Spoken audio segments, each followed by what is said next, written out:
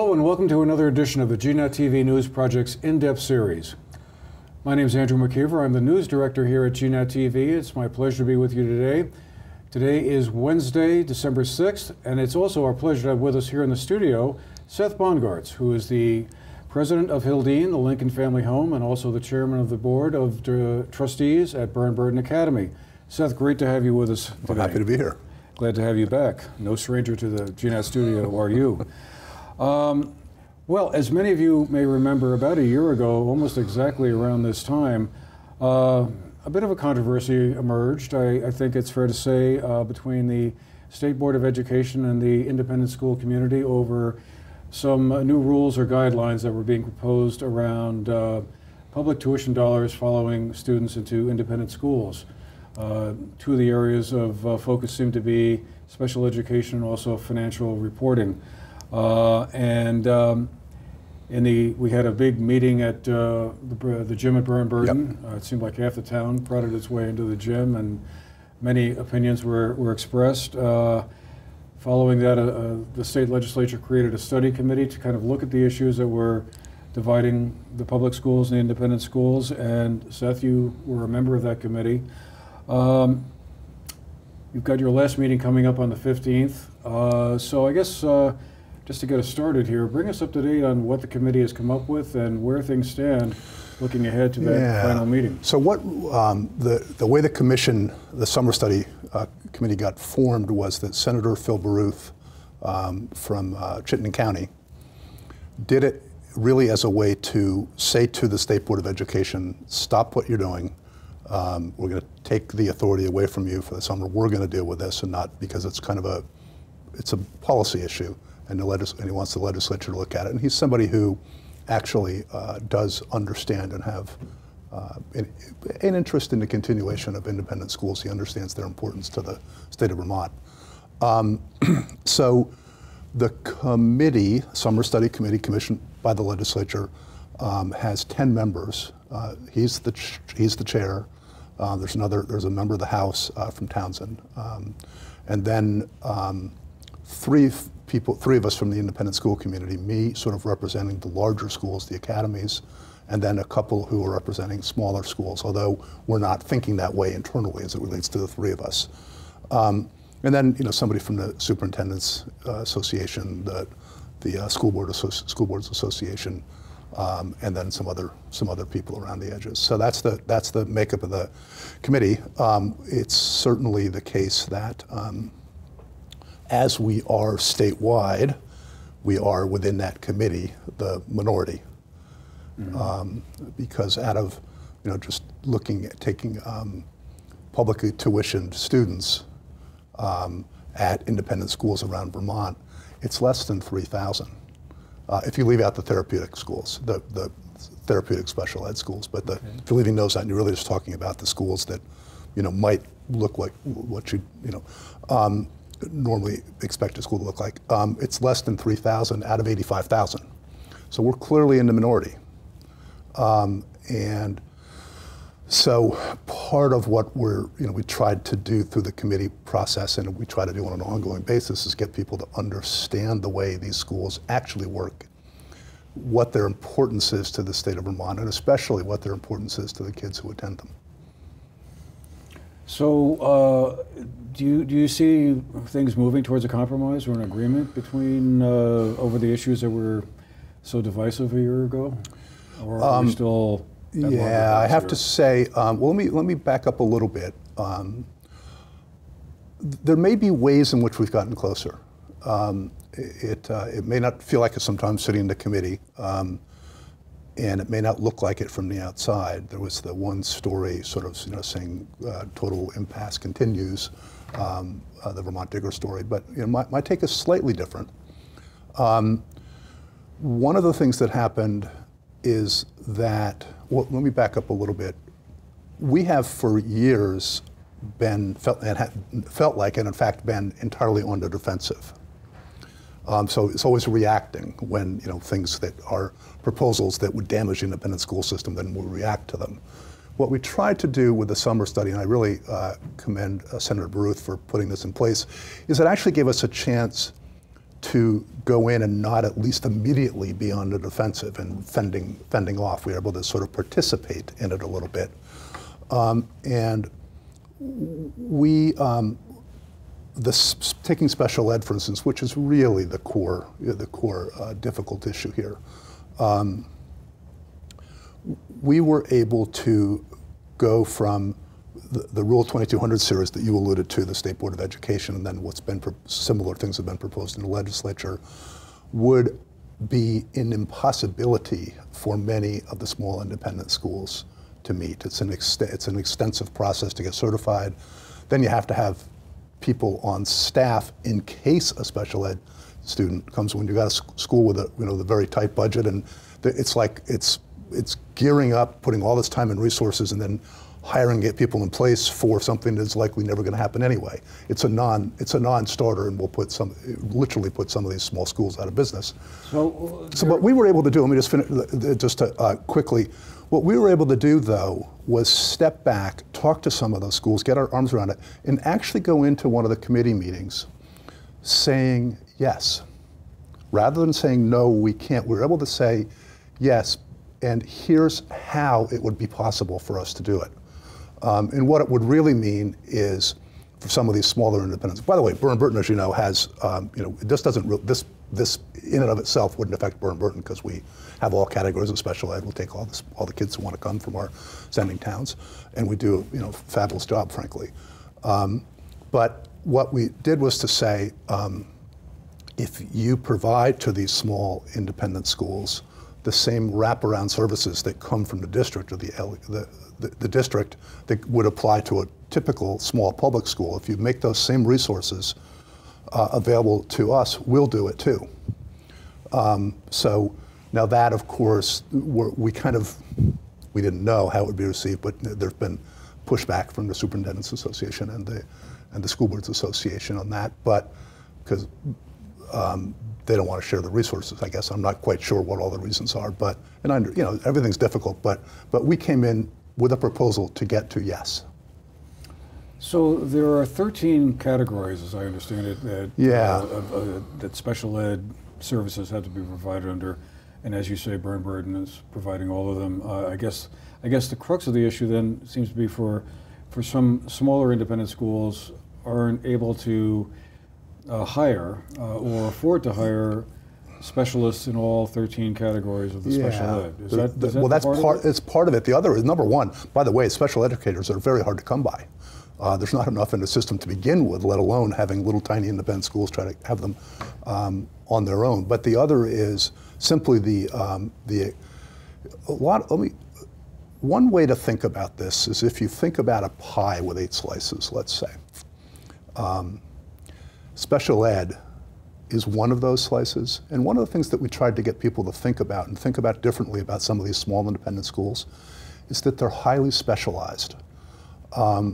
They may not deal with that slice of the pie, special ed, but they're doing another slice of the pie, or other slices, depending on which school it is, that are filling needs, I won't say similar to special ed, but filling needs that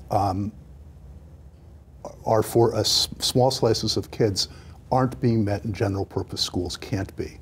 And that, by the way, Burton's a general purpose school, so it's not a matter of public versus, it's that some kids need a very specialized setting, and it doesn't necessarily have anything to do with special ed.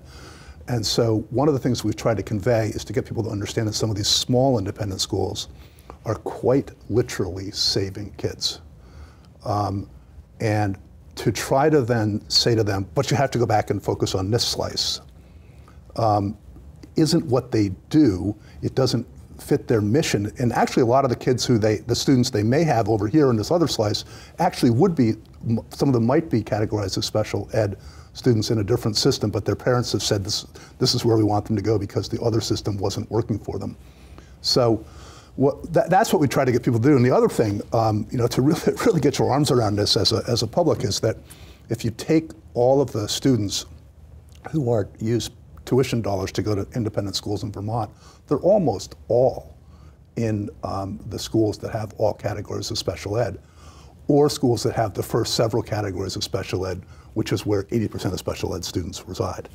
The number, all of this is over a little tiny group of kids, as small as somewhere between 120 and 150 students who are in these other small schools. And so there's a part, sometimes we sit back and we go, this is all over, not that they, of course they matter, but all over 120 to 150 kids, because otherwise, there's no issue as it relates to Burton or St. Johnsbury, the other academies. So one of the things we did at the very beginning of the process was to sort of lay this out and say, let's get some context here and really understand what's going on with the vast majority of public tuition students, whether the decisions made by their parents, and what we're actually talking about through this whole process is a very small slice. Well, is this a new issue that just sort of popped up out of nowhere a year or so ago, or is this an ongoing discussion that's been kind of in play for the past decade or so? Well, when money gets tight, it rears its head. Then it can go dormant again for a little while. So one of the things I want that people here in this area who are used to independent schools and how they work need to keep in mind is that this issue is always going to be on us. We're always going to have to be engaged with the process, and in order to keep what we have here, which as I think any parent who's been involved in an independent school and has had the option of choice in where to send their kids, or Burton or Longshore or wherever it's been, realizes how critical it is, and what a remarkable asset it is for this area. And so one of the messages here today is it's always going to be on us. We have to be ever vigilant, and we always have to pay attention. So is this a situation that comes up in just to take a hypothetical example here, family has two students, one of the students is a special ed qualified student, the older sibling goes off to school A, younger sibling wants to follow that sibling, but the older sibling is going to an independent school that can't afford or doesn't want to, for whatever reason, is not yet providing the type of special ed services that sibling B needs to get. Sibling B still wants to go to that school, and so that puts that school in the position of saying, well, we can't really take you. Yeah. And that causes friction and problems and makes parents unhappy. Is that kind of a rough scenario? Well, it is a theoretical possibility. However, that older student is almost certainly at one of the academies where the younger student can follow. And the reason in almost all instances where the older of the two siblings would have been in a different school, would have been in one of the smaller schools, and it would have been because that student needed the services provided by that school that the parent, he or she and the parents felt couldn't be met by a general purpose school. So it's a very unlikely situation because all the large schools effectively have either all categories of special ed, or there are a couple of them have the big categories that were. So at the moment, for the smaller independent schools that don't have personnel and all those to cover all those 13 categories, I mean, do they obtain services from the local public system? Is that how it might work, or has it worked that way? Or that's kind of what we were suggesting, and we'll see where that goes in the end. This is going to end up back in the legislature. I'm jumping ahead a little bit with that statement, but the committee was always going to end up back in the legislature because the report was really to help the legislature figure out the path forward.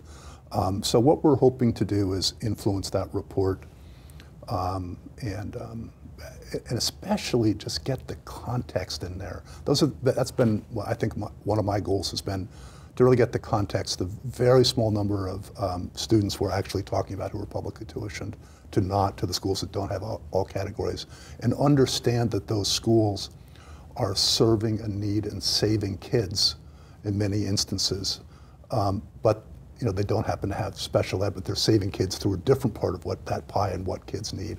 And so I think if we could get people to really understand that, well, it would go a long way. And then on top of that, we've put forward proposals for both financial capacity and special ed that we hope can make their way into the mix in the long run.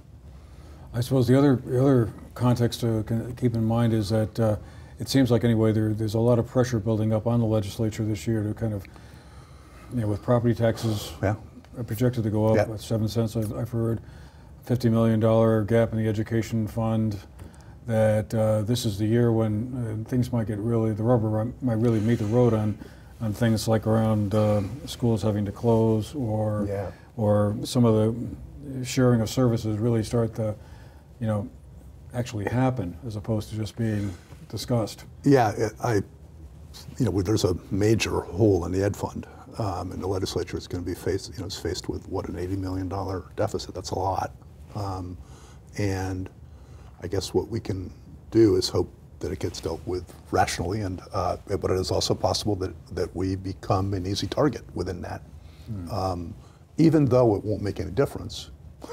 It won't do any good there's nothing they can do with us, but it's easy to get sort of swept up in it in a way that could be destructive. So we're obviously paying unbelievably close attention to this.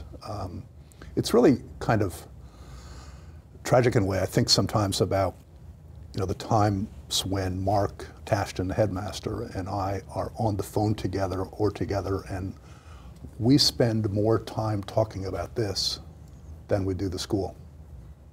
And that's really too bad, because that's not really where we want to be focusing our time. We'd love to just be spending all our energy making Burton a better and better school. One of the things that you didn't ask the question, but you kind of implied it in one of the parts of the discussion, revolve around the fact that there will be pressure on some small public schools to close. And so one of the lines is used by some is, if some of these small public schools have to close, why shouldn't the small independents? And there's two parts to the answer to that. One is that a small general purpose school is inherently inefficient, can be inherently inefficient, depending on how small it is. And it may make sense for those to merge. But those are for the towns and the people to decide and take a look at that. But the real point is that the difference is that the independents are not inherently inefficient because they're small, because they're dealing with very often a very specialized slice. And the other thing is that for almost all of these small independents, they get the statewide average, which is sort of then by definition not inefficient, because it is important. The problem is that that's a nuanced argument, and of course the fear is that the discussion this winter in the legislature with the hole you're talking about isn't that nuanced. So that's something we're just going to have to pay very close attention to. So the irony is as I'm sitting on this committee as ostensibly the person representing the academies, most of my focus, along with the others, has really been on the system, and really maintaining the system and really defending those small independent schools that just don't have the wherewithal to do it themselves. So that's a large part of what we do as the academies, is also really because we believe in school choice so much, and we believe in independence, and we believe in what the system is doing for students across Vermont, that our interests in it go beyond our own self-interest and go to the notion of the system. Do you think school choice is under assault by the Department of Education, or Agency of Education, I should say? I mean, do you feel like that whole setup is threatened? Yes. It is certainly, we are not loved within the agency. So there's a degree of hostility there that we have to deal with. Is it under threat? Yes. Is it a direct or sort of immediate threat to Burton? No. But could it have an impact on some of the smaller independent schools around us relatively quickly? Yeah, it could. We're guarding against it as best we can. Does that grow out of financial concerns the state has, or because school choice is one of those sort of, enshrined institutions in the state Yeah, where well, you know, so many towns offer choice. Well, we think that it is, and because we're so used to it, it's second nature. It's what we know. The problem is that even though a lot of towns have it, the people who live in those towns are the vast minority compared to the rest of the state. And the rest of the state, you know, even those who aren't hostile don't understand it. And one of the things, and I make this point from time to time, is that sometimes when you hear, like, you know, the whole thing about school choice, I mean, on vouchers on the national level, I'm not saying it is always, but it can be kind of a fraud, where, you know, if you're talking about giving vouchers for part of the cost for what it costs to go to a private school, you know, and around the country, that really is valueless to a single mother with 3 kids, because part of it doesn't help at all. The thing that's so remarkable about the Vermont system is Vermont is in some ways leading the country in showing how to do it right, because a single mother with 3 kids actually does have choice here, because of the system is for the entire cost. That's a remarkable thing and a remarkable distinction that I think sometimes, if people don't understand the whole notion of school choice in Vermont and independent schools, they start off with that other assumption. And then there's a large constant learning curve to try to get people to understand the way it really works. And the fact that one of the miracles of this system is that it's available to everybody regardless of socioeconomic status. That's really remarkable. And that's why that's one of the reasons that I care about it so much. I'm puzzled as to why you feel like the Agency of Education, or that, I should say, independent schools have always been on the defensive, and that there's this sort of animus of some sort or another between the public sector and the private. Because it would seem to me that, you know, both of you have different missions, but they've always been very complementary. Well, that's what I think. I really fundamentally, I don't understand, but I know that it's happening, and I know what we're defending against, and I know the arguments we hear, and the way we have to continue to always be vigilant and push back. Okay.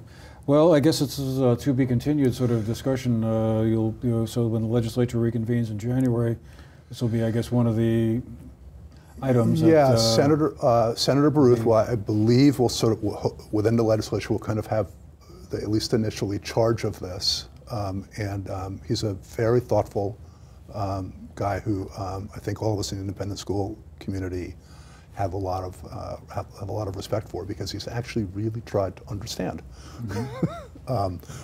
So, you know, is that unusual? Well, and I don't mean to be, you know, it's not helpful to go down those rabbit holes, but right. But he certainly has, right.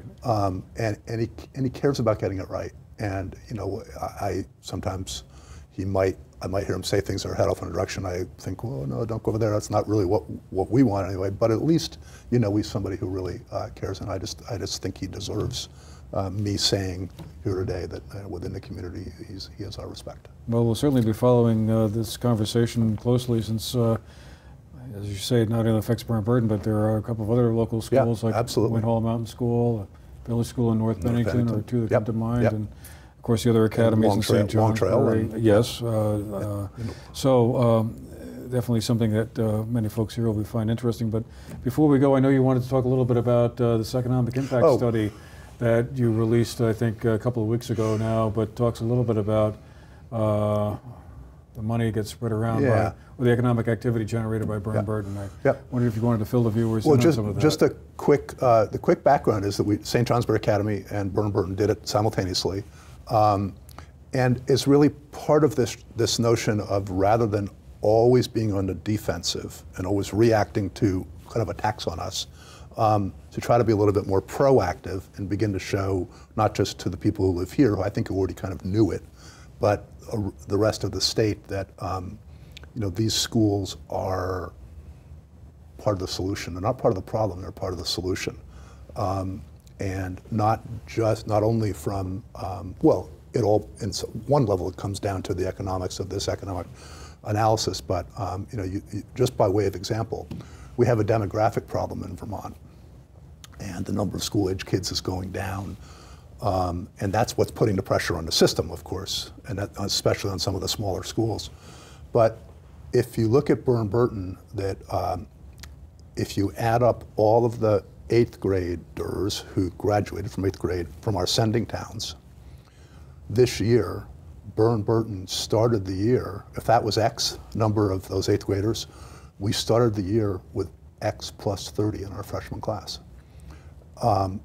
That's kind of remarkable. And because what that's saying is, what happens is that people are moving here to access the independent schools and access the notion of choice, Burn-Burton, Long Trail, whatever it may be, bringing their small businesses with them, moving here, bringing their small businesses with them, helping reverse the demographic trend, and helping make this area economically more healthy while they're at it.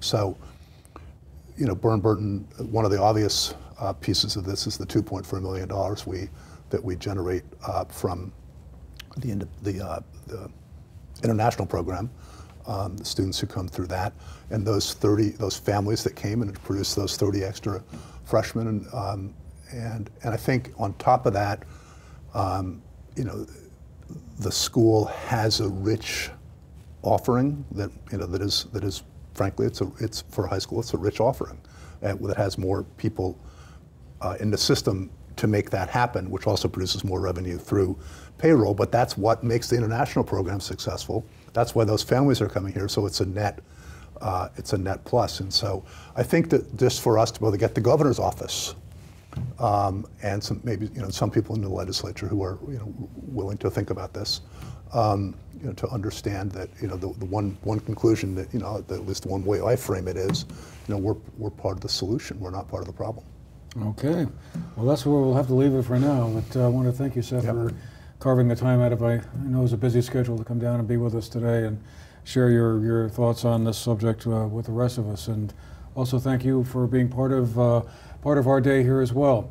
This has been the GNet TV News Project In Depth. I hope you've enjoyed our discussion, and we'll see you again the next time. Have a great day.